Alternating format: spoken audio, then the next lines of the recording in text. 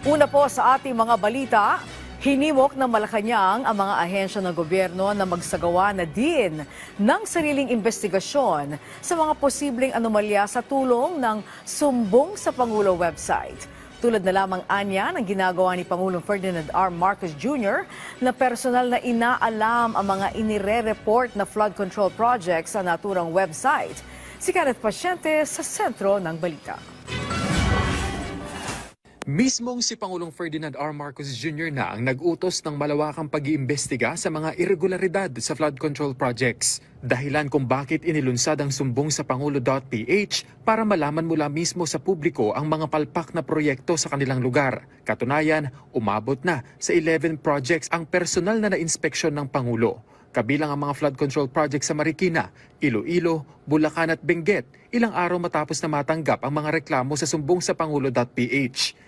Pero sabi ng palasyo, hudyat na rin ito para sa mga ahensya ng gobyerno para magsagawa rin ng kanilang sariling investigasyon. Sa ginagawa pong pag-iimbestiga ng Pangulo dito, ito naman po ay hudyat na rin po para sa mga ibang government agencies like COA, BIR, LGUs, Bureau of Customs, na magkaroon po ng pag-iimbestiga rito. Giit nito, dapat silipin ng mga kinaukulang ahensya ang mga lumulutang na issue patungkol sa flood control projects, lalo na ang mga umano'y marangyang pamumuhay ng ilang individual na itinuturong konektado sa mga proyekto.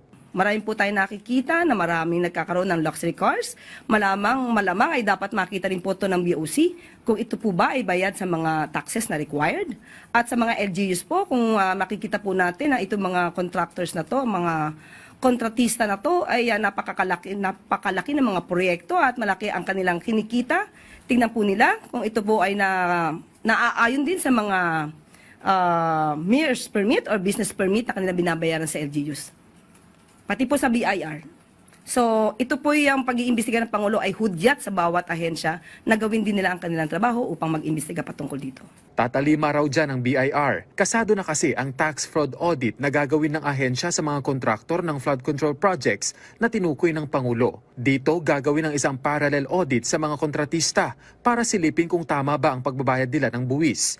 Ayon sa BIR, lahat ng government contractors ay kinakailangang kumuha ng updated tax clearance mula sa BIR bago sila makakuha ng final settlement para sa kanilang kontrata. Ang clearance na ito ay nagpapatunay na wala silang utang sa buwis at naihain at nabayaran na nila ang lahat ng kaukulang buwis. Kung mapapatunayan na kulang o mali ang kanilang binayarang buwis, hindi sila i-issuean ng updated tax clearance.